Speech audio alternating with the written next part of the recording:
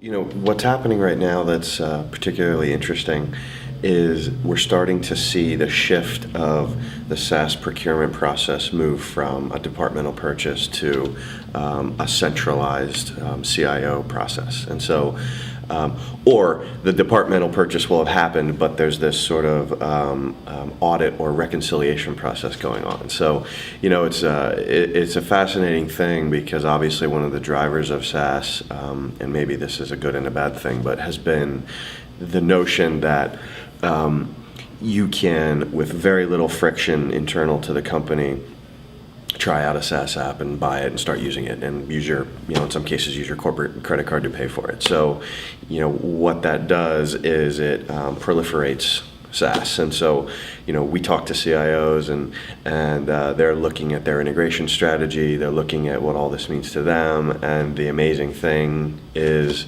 the discovery process of all the SaaS that's like living in their enterprise. And it's, twice as many things as they thought, 3 times as many things as they want. And I'm not even talking about large companies. I mean companies that are, under $50 million in revenue, where they do have some sort of small centralized IT. It's the same issue. So, if you think about that and you think about the impact of integration, what they start to look at is, in the late 90s, early 2000s, we had enterprise application integration, right, where we had lots of applications sitting around. We had, the spaghetti code effect, where we're trying to stitch all these applications together, and there's a really cool, diagram that some CIO tried to like architect their IT landscape and had this disastrous looking thing of roads and highways and so are we going to repeat that again?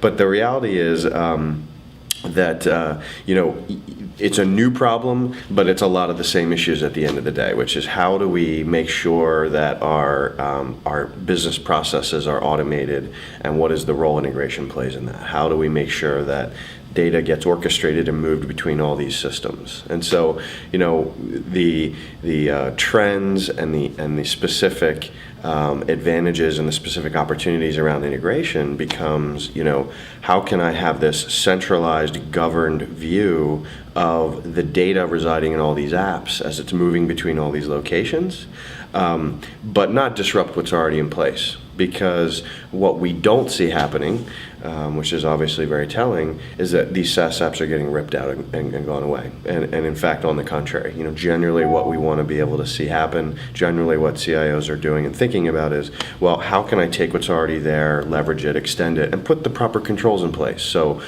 single sign-on, security, identity management, and of course integration. And so they think about all these things: wrap, control, govern, and centralize all this information. And it's early days, but it's definitely a very interesting trend. I think very telling of sort of where the space is going, and I think it's a good thing.